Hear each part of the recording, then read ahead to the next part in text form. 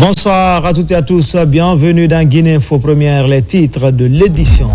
C'est une bonne nouvelle dans la desserte en électricité en Guinée. Nouvelle centrale flottante vient d'accoster au port autonome de Conakry avec une capacité de 150 MW. Elle vient remplacer l'ancienne qui a avoisiné les 110 MW. Et puis les travaux de construction de la route sous-régionale Bokeh d'Abis-Kébou en Guinée-Bissau avancent. Tout récemment, le préfet de Bokeh s'est rendu sur le site pour voir le niveau d'exécution des travaux.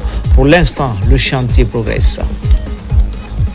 Enfin, récemment construit par une des filles du terroir, le centre informatique, la bibliothèque implantée au sein de l'école primaire Kouya Amara Kamara de Kérouané sont désormais équipés favorables à l'apprentissage des tout petits. Voilà pour le sommaire. Encore une fois, bonsoir à tous. Bienvenue dans cette édition d'information. Comme annoncé dans les titres, c'est une bonne nouvelle dans la desserte en électricité en Guinée. Une nouvelle centrale flottante vient d'accoster au port autonome de Conakry avec une capacité de 150 MW.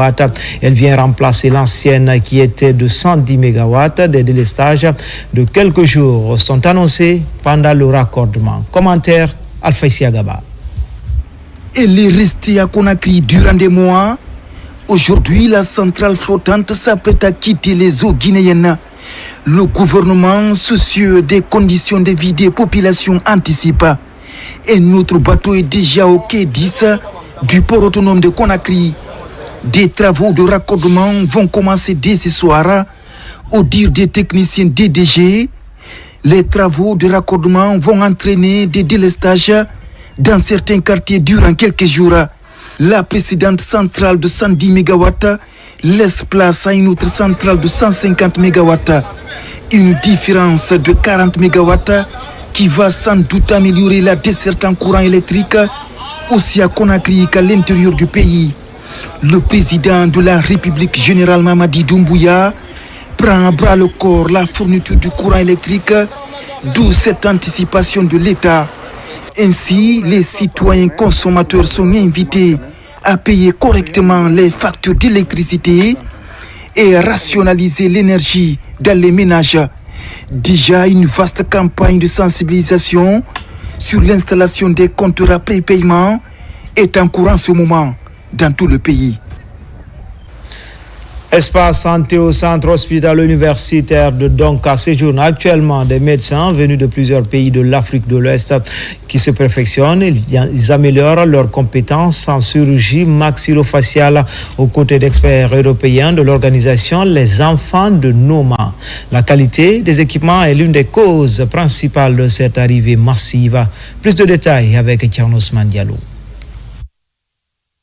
Avec son plateau technique moderne, le CHU Donka renforce sa position pour devenir un centre de référence sous-régional en matière de chirurgie maxillofaciale. Venu d'Europe et de la sous-région dans le cadre d'une mission dénommée Les Enfants du Noma, ces chirurgiens réalisent ici des prouesses depuis quelques jours en traitant de dangereuses tumeurs qui affectent la vie de nombreux patients, spécialement venus de plusieurs pays de la sous-région, afin de bénéficier de soins de qualité au CHU Donka.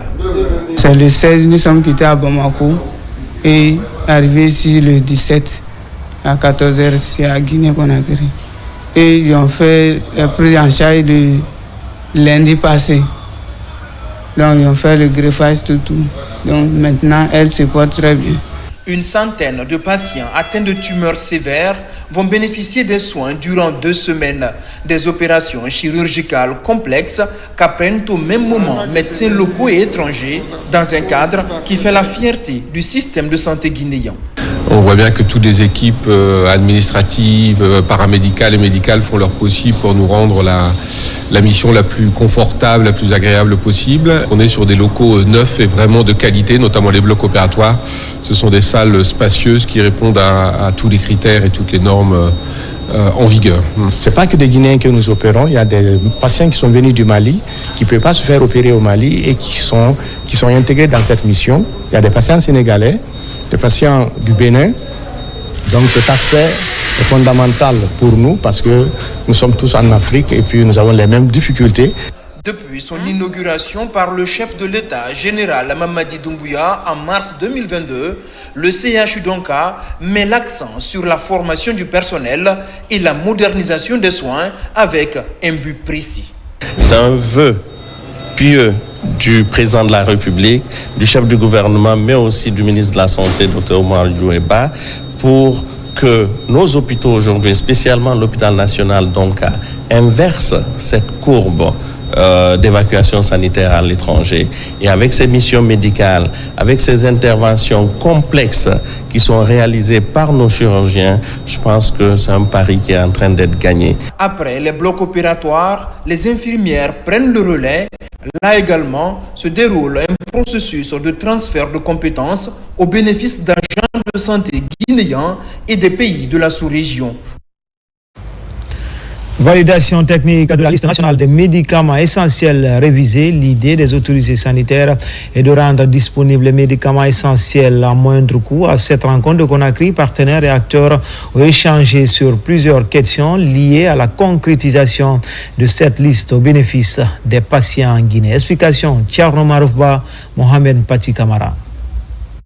Pour garantir l'accès équitable à des médicaments essentiels, efficace et sûr, la Direction nationale de la pharmacie et du médicament s'est engagée dans un processus de révision et de validation de la liste des médicaments essentiels.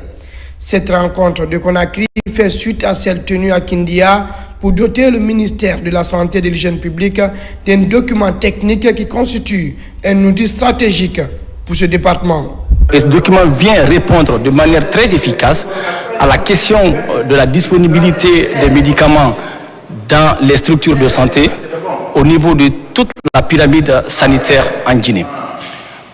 Il va permettre également de fournir les médicaments à tout le pays au niveau des coins les plus reculés de notre pays. Au cours des travaux, les parties prenantes ont examiné les modifications apportées à la liste nationale des médicaments essentiels avant d'obtenir un consensus sur la version finale du document. Que sans liste nationale de médicaments essentiels, il est difficile d'avoir des médicaments pour soigner nos populations.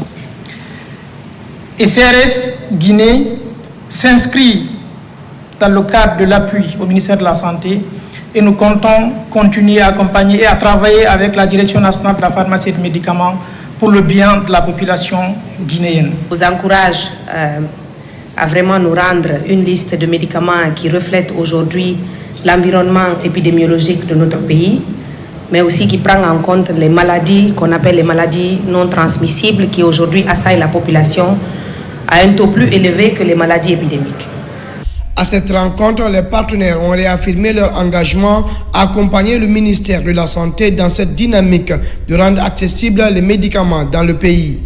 La révision régulière de la liste nationale des médicaments essentiels permet d'adapter son contenu aux priorités de la santé publique et aux progrès scientifiques. Coopération avec cette série de présentations de copies figurées au ministère des Affaires étrangères, le nouvel ambassadeur d'Italie en Guinée, le nouveau représentant pays du programme des Nations Unies pour le développement, présentent leurs documents d'accréditation au cours de ces audiences accordées par Dr Maurice Sandankouyaté. Les deux diplomates se disent prêts à accompagner les projets de développement du gouvernement guinéen. Makeme Donzo. Le nouvel ambassadeur d'Italie en Guinée est reçu ce vendredi par le chef de la diplomatie guinéenne, Tarek Chazli, remet à Dr Maurice Sandankouyaté les copies figurées de ses lettres de créance et profite de l'occasion pour décliner des projets de coopération. Une démarche qui vise à accompagner la refondation prônée par le général Mamadi Doumbouya. Le diplomate italien fait savoir au ministre des Affaires étrangères sa volonté de coopérer entièrement avec le gouvernement guinéen dans la lutte contre la migration clandestine. Ça fait plus de 65 ans que l'Italie et la République de Guinée ont une relation diplomatique et des relations profondes d'amitié. On s'est trouvé bien sûr d'accord à relancer cette grande amitié historique dans tous les domaines de coopération politique, économique, culturelle. Et on s'est engagé de faire ce travail ensemble dans le respect réciproque. Puis, c'est au tour du nouveau représentant pays du PNUD. Anthony Bouama est à son deuxième passage en République de Guinée, un pays qu'il considère comme sa seconde patrie après le Ghana, son pays d'origine. Il promet de travailler étroitement avec la Guinée dans l'accomplissement des projets en cours et futurs. Le PNUD a toujours eu une très bonne collaboration avec la République de Guinée. Mon passage ici au PNUD, c'est pour renforcer cette coopération.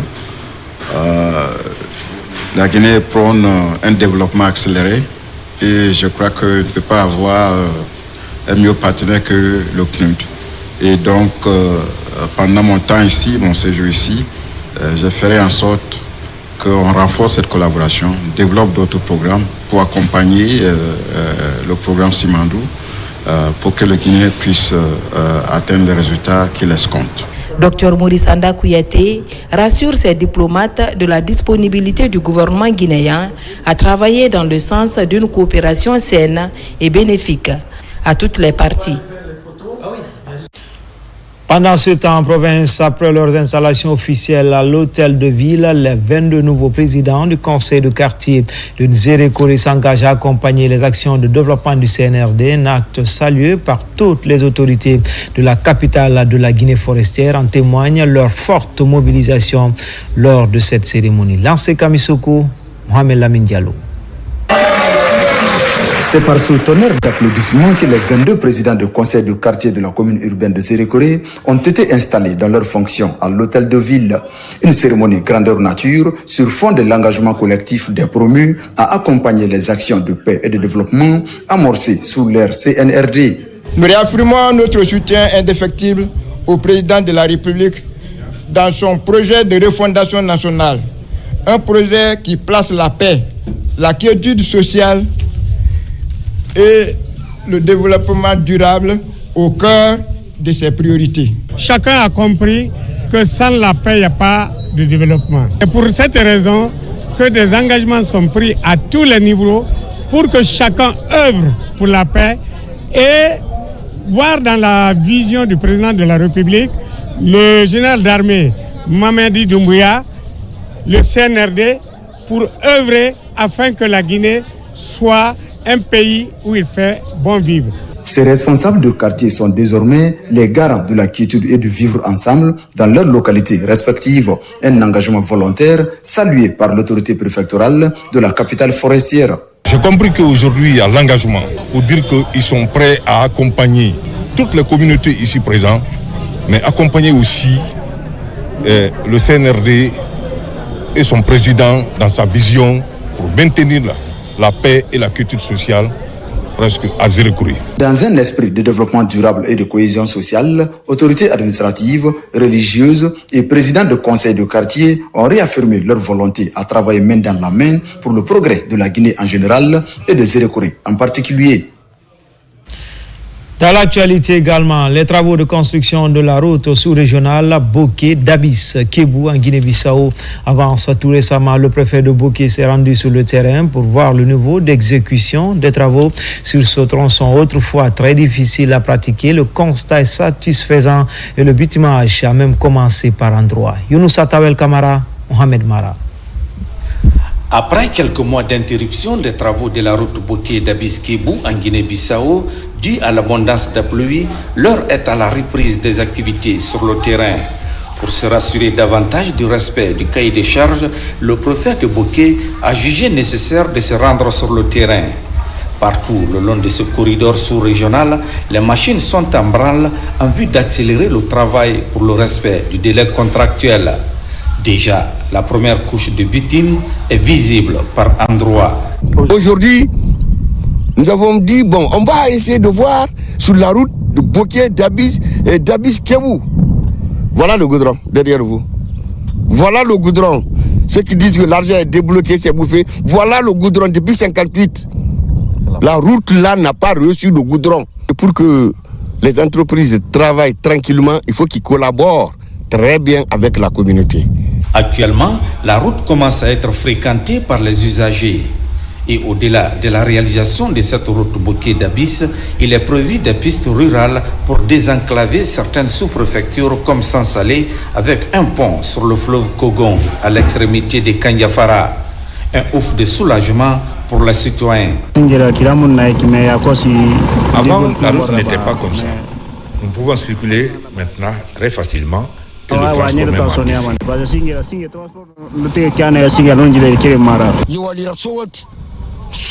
incroyable mais vrai.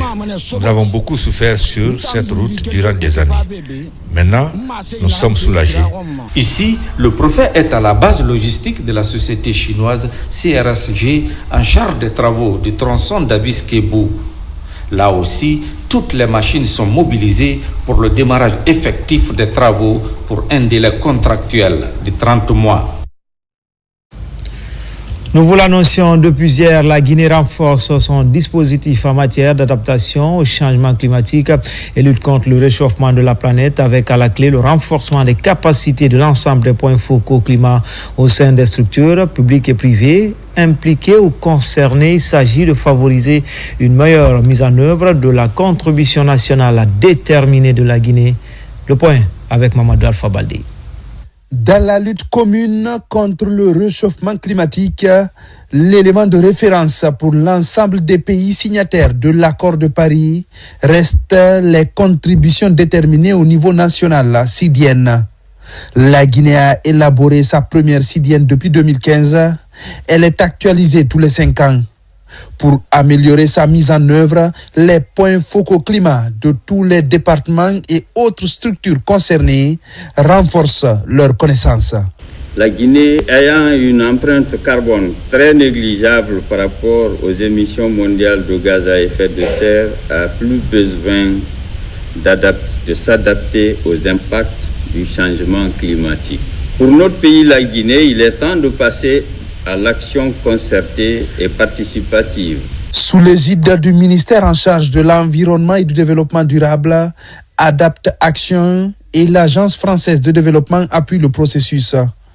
Intégrer les aspects climatiques dans les projets et programmes de développement est indispensable pour une adaptation efficace. Et donc cette deuxième phase vient continuer les efforts fournis lors de la première phase, parce qu'à la première phase on avait participé quand même au renforcement des capacités de nos élus, de nos parlementaires et de beaucoup de sectoriels.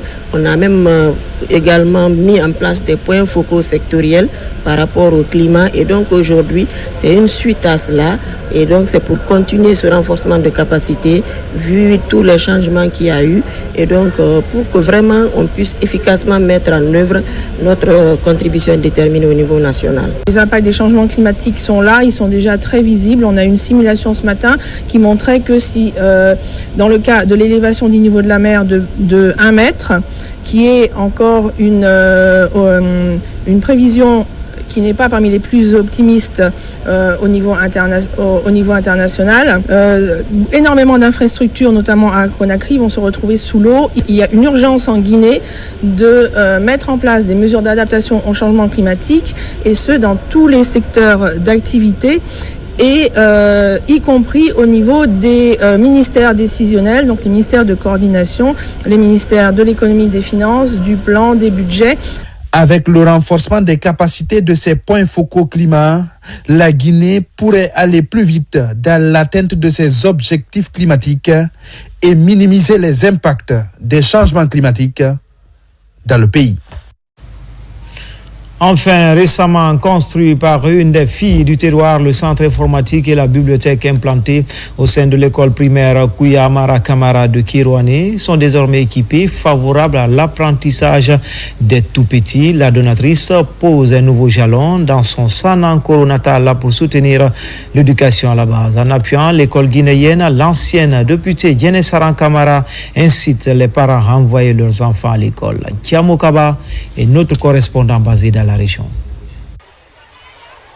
Au cœur de la ville de Kéréouané, l'école primaire de Kouya Amara Kamara. Dans cet établissement d'enseignement public, l'éducation des enfants est révalorisée par une fille du terroir. Adja Diéné Saran Kamara a traduit son engagement constant en faveur de l'éducation à la base. Le centre informatique et la bibliothèque récemment construits sont équipés pour valoriser les collections. Tous les goûts sont là et dans tous les domaines.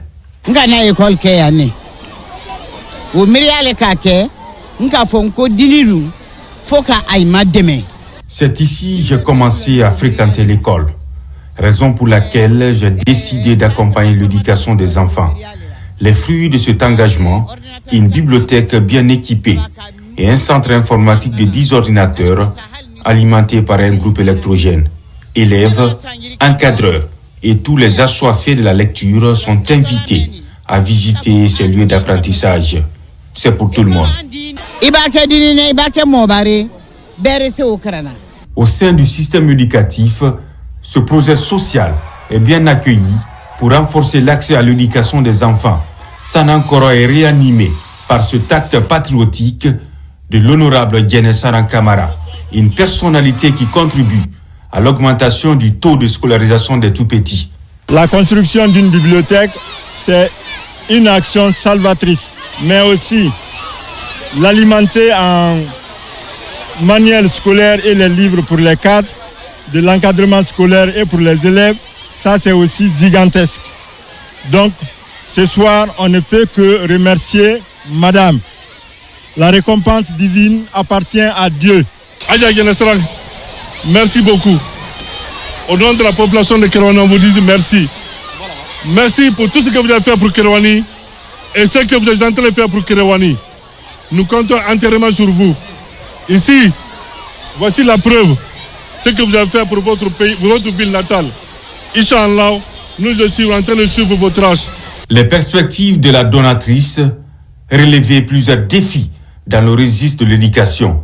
Son appel remobilise les parents en faveur de l'école. Avec ces outils essentiels, les élèves de cet établissement vont poursuivre l'année scolaire 2025 avec enthousiasme et espoir. C'était tout pour les infos. Je vous retrouve à 17h pour une nouvelle page d'information. Mais en attendant, restez toujours connectés sur le www.rtgguinée.info. À tout à l'heure, Inch'Allah.